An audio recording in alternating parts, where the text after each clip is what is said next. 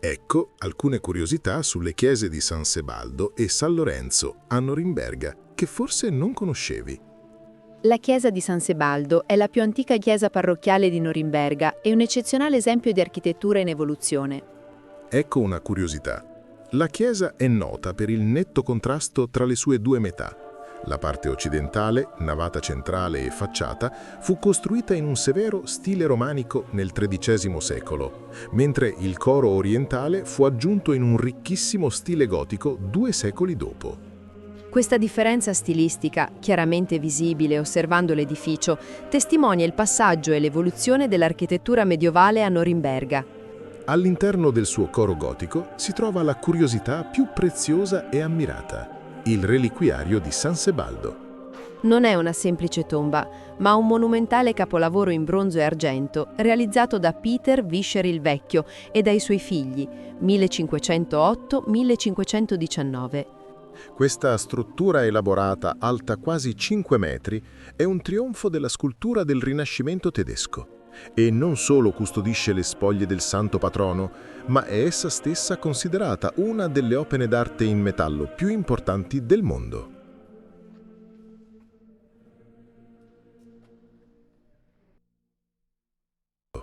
La chiesa di San Lorenzo ospita una delle opere d'arte più preziose del tardo gotico tedesco, il Saluto Angelico. Questa scultura monumentale, realizzata da Veit Stoss nel 1517, non è appesa a una parete, ma è sospesa al soffitto del coro tramite una catena. Un'altra meraviglia artistica custodita in questa chiesa è il Sacrario del Sacramento, Sakramentshäuschen, un altissimo tabernacolo gotico in pietra che raggiunge quasi i 20 metri di altezza. Questo fu realizzato da Adam Kraft tra il 1493 e il 1496, con la particolarità che l'artista si è autorappresentato alla base della struttura, in ginocchio con gli strumenti da scultore in mano, sostenendo il peso dell'opera. Il tabernacolo è un trionfo di dettagli, guglie e figure che sembrano sfidare la gravità.